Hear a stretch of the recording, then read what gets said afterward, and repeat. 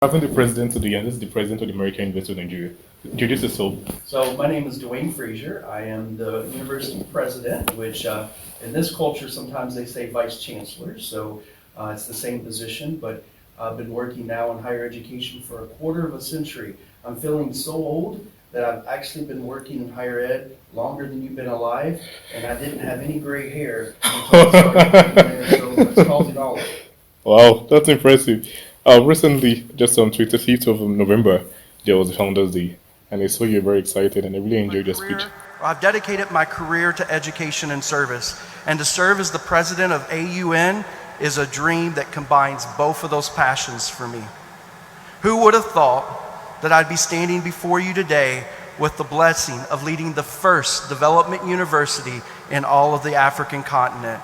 I am so humbled and thankful for this opportunity to be here today, because together we're going to take this American university to heights that no one ever thought we could do, and we're going to literally change this country, this region, and world together.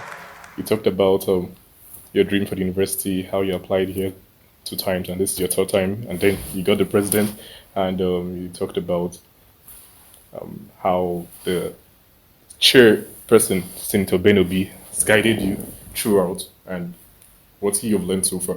So let's start from the speech. How did you feel giving that speech?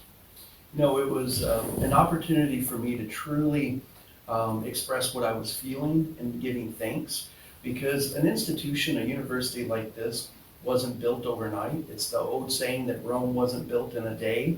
And a university, to get to the caliber that it is, it's taken a lot of people working really hard. So it gave me a chance to say thank you, sometimes to people that might be considered unsung heroes or whatever you want to say. But the truth is, this institution doesn't exist if it's not for cleaners, for people that drive the cars, all the way up to the students, to the faculty, to the administration, to the board, all of these people. So giving that speech was an opportunity for me really to be grateful and to come forward with a grateful heart, because I am a very thankful person for the blessings I have. Beyond your professional accomplishments, what personal stories or interactions with students have left a lasting impact on you?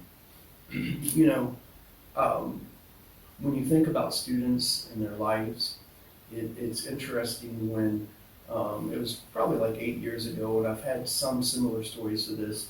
A young man walked in my office and he sat down. He comes from a very poor family, and he did not have a dad in his life. And he just said to me, after I'd been interacting with him, going to all of his American football games, supporting him and things, I sat down with him and we were talking. He said, "I just wanted to say thank you." And I said, "For what?" "For not caring that I'm a football player. Instead, you cared about me as a person, as a young man, and you're always asking me about my grades. You're always asking me how I'm doing. You ask me about things that are different. You don't always ask me about sports. Sports may have gotten me here, but I know that my future lies in an education." And I told him that's absolutely true. And you know, people will come to different situations. We have students that get here from all over. We have students that come from parents that have a little bit more money to parents that have hardly anything. But the truth is, nobody gets here by accident. There's a big purpose and a plan for all of us. And those interactions with students will always shape my life when someone comes to me and says, "Thank you for not giving up on me. Thank you for caring about me. And thank you for seeing through the rough exterior where I didn't want people to know this, or this, but you saw the real me, the real man or the real woman that I am, and you saw the potential." When that happens, you know you're in the right career. And I absolutely love being a part of education, because as Nelson Mandela said, education is the most powerful weapon we can use to change the world. Just a few months ago, I had a chance to actually have dinner, and I had dinner personally and set it all up with some of my heroes that are students here, and they're from Chibok. And the story of the Chibok ladies was something, or the Chibok girls is a story that I read about in America now over a decade ago. And so the resiliency that these ladies show, the passion, what they're doing, it brings me to tears when I think of the story. And so this year, one of the things I'll be doing as well in that documentary series, they'll do a part about the Chibok ladies 10 years later, because this is where they study. And I'm also doing a book, and in this book that will represent, it'll have our impact stories for the last 20 years of articles in newspapers in one big book that we can give to alums and others to have on their table in their businesses so people can look through and see the impact people like you have had on these communities and still are having on these communities every day. Because once again, AUN is not a building, it's a spirit, it's a mission, it's a vision. How did you feel after the Founders Day?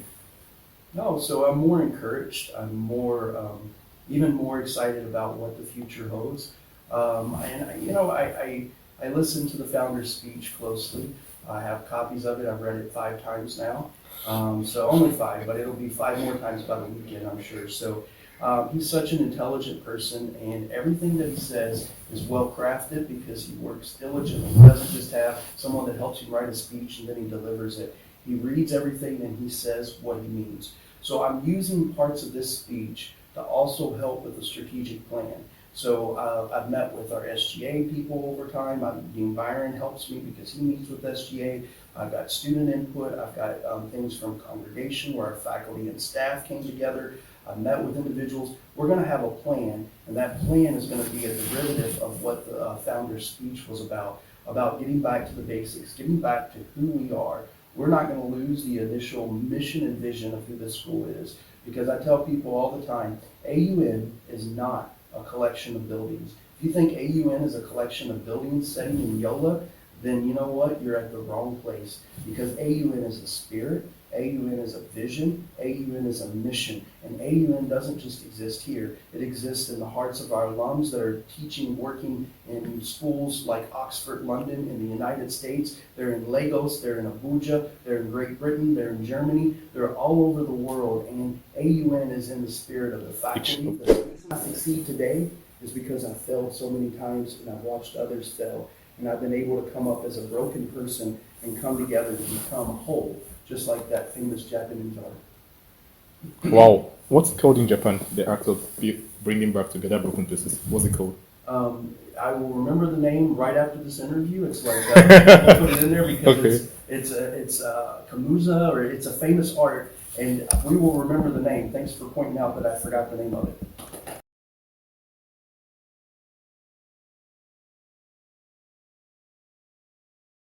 So it's called $1. Wow, that's impressive.